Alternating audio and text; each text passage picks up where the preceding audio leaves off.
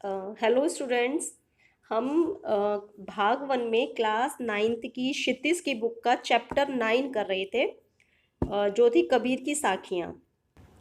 उसमें कबीरदास की जीवनी,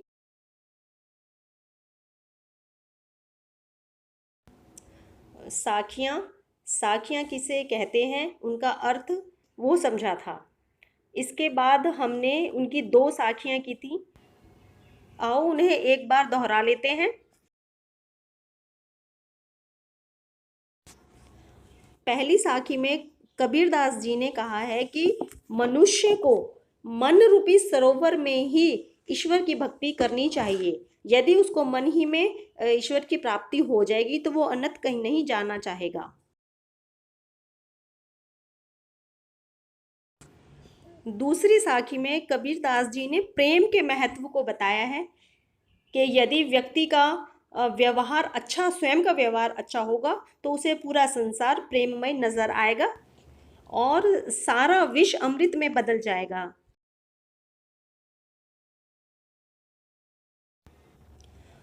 तीसरी साखी, हस्ती चढ़िए ज्ञान को सहज दुलीचा डार, स्वान रूप संसार है भूकन दे झक मार। इसमें कबीरदास जी कहते हैं कि व्यक्ति को हस्ती यानी हाथी रूपी ज्ञान की सवारी करनी चाहिए, यानी कि इंसान को ज्ञानी बनना चाहिए। अब स्टूडेंट्स, यहाँ पर कबीरदास जी ने हाथी का उदाहरण क्यों लिया? क्योंकि हाथी जो है वो वैभव, समृद्धि और ऐश्वर्य का प्रतीक माना जाता है। इसलिए कबीरदास जी ने कहा है कि मनुष्य को ज्ञान रूपी हाथी पर चलना चाहिए और सहजता का दुलीचा डारी, दुलीचा मतलब कालीन, गद्दा, उसको बिछाना चाहिए। अच्छा स्टूडेंट्स, यहाँ पर सहजता का अर्थ हम कई उसमें ले सकते हैं, जैसे सरलता, सभ्यता, शालीनता आदि में। जैसे कि कबीरदास जी ने कहा है कि मनुष्य को ज्ञानी बनना चाहिए, साथ ही सहज यानी विनम्रता भी होनी चाहिए, क्योंकि इसके अभाव में जो ज्ञान हमने प्राप्त किया है वो ज्ञान व्यर्थ होता है। स्वान रूप संसार है, यानी कबीरदास जी ने संसार को स्वान, स्वान यानी कुत्ते की उपमा दी है कि ये जो संसार है ये कुत्ते के समान है। भूकंद दे झक मार, जिसका काम है भौंकना, उनको भौंकने दो। वो उनका काम क्या है? समय को बर्बाद करना। इसे हम ऐसे भी लिख सकते हैं, कबीरदास जी कहते हैं कि यदि सवारी ही करनी है तो ज्ञान रूपी हाथी पर सहजता का दुलीचा डालकर चढ़ो और कुत्तों यानी छींटाकशी करने वालों के भौंकने की परवाह किए बिना शान से सवारी करो। तात्पर्य यह है कि हमें ज्ञानी बनना चाहिए, पर हमारे अंदर विनम्रता का होना बहुत आवश्यक है। इसके अभाव में ज्ञान व्यर्थ है, व्यर्थ सा प्रतीत हो जाता है। ज्ञानी को लोगों के कुछ कहने या बातों की परवाह किए बिना अपना कर्तव्य करना चाहिए। पखा पखी के कारणे सब जग रहा भुलान, निरपक होई के हरि भजे सोई संत सुजान। पखा पखी के कारणे यानी पक्ष और विपक्ष के चक्कर में पड़कर मनुष्य ने अपने आप को संप्रदाय में, जाति और धर्मों में अपने आप को बांट लिया है और हर समय वो सामाजिक उलझनों में लगा रहता है, जिसके कारण सब जग रहा भुलान, पूरा जग, पूरा संसार ईश्वर की भक्ति को, असली भक्ति को करना भूल गया है। निरपक होई के हरि भजे, निरपक यानी निष्पक्ष होकर, निष्पक्ष होकर जो भगवान की भजन को करता है, सोई संत सुजान, वही असली संत है। इस साखी में कबीरदास जी ने संत के लक्षण बताए हैं और कहा है कि जो निष्पक्ष भाव से तटस्थ रहते हुए ईश्वर की भक्ति में लीन रहता है, वास्तव में वही संत है, वही ज्ञानी है। इसको हम इस तरह से लिख सकते हैं। पक्ष और विपक्ष के चक्कर में पड़कर लोगों ने स्वयं को जातियों, संप्रदायों और धर्मों में बांट लिया है और सांसारिक पचड़े में पड़कर अपने जीवन के असली उद्देश्य से भटक गए हैं। कबीरदास जी कहते हैं कि जो निष्पक्ष भाव से तटस्थ रहते हुए ईश्वर की भक्ति में लीन रहता है, वास्तव में वही संत है, वही ज्ञानी है।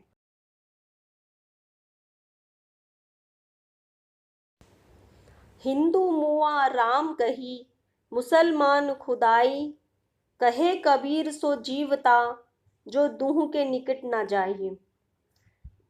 हिंदू मुआ राम कही, कबीरदास जी ने मुआ कहकर हिंदू और मुसलमान को फटकार लगाई है।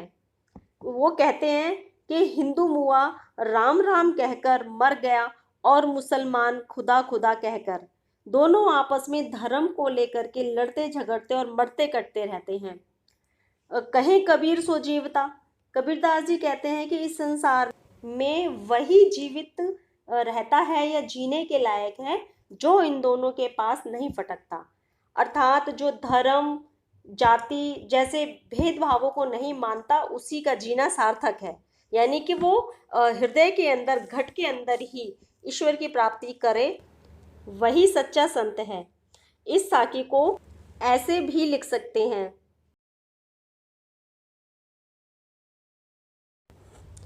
हिंदू राम के नाम पर और मुसलमान खुदा के नाम पर लड़ते झगड़ते और मरते कटते रहते हैं। कबीरदास जी कहते हैं कि इस संसार में वही जीवित रहता है या जीने लायक है जो इन दोनों के पास नहीं फटकता। अर्थात जो धर्म या जाति जैसे भेदभाव को नहीं मानता, उसी का जीना सार्थक है। काबा फिरी काशी भया, राम ही भया रहीम, मोट चून मैदा भया, बैठ कबीरा जीम। इस साखी में कबीरदास जी कहना चाहते हैं कि काबा स्टूडेंट्स, काबा जो है इस्लाम धर्म का पवित्र स्थान है जहाँ पर इस्लाम धर्म के लोग हज करने के लिए जाते हैं। तो काबा फिरी मतलब बदल करके, काशी भया, काशी क्या है? काशी हिंदू धर्म का पवित्र स्थल है जहाँ पर हिंदू धर्म के लोग अपनी उपासना पूजा करने के लिए जाते हैं। राम ही भया रहीम, और राम ही रहीम हो गया है। इसका मतलब कबीरदास जी ये कहना चाहते हैं कि जो काबा है वही काशी है और जो राम है वही रहीम है।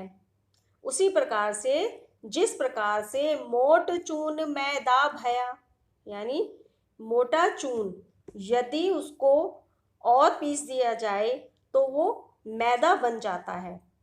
तो कबीरदास जी का कहने का तात्पर्य ये है कि मोटा चून माने आटा, आटा और मैदा दोनों अलग अलग रूप हैं। किसके अलग अलग रूप हैं? अनाज के अलग अलग रूप हैं। उसी प्रकार से ईश्वर एक है, लेकिन राम और रहीम उनके अलग अलग रूप हैं। तो आगे कबीरदास जी कहते हैं कि बैठ कबीरा जीम, बैठ कबीरा जीम, जीम का मतलब है जिमना, भोजन करना, भोजन को ग्रहण करना। उसी प्रकार से ईश्वर को भी हम एक ही मान करके उनके रूप की अनुभूति अंदर, हृदय के अंदर करके उसी का ही भोग लगाना चाहिए। इसको हम ऐसे भी लिख सकते हैं,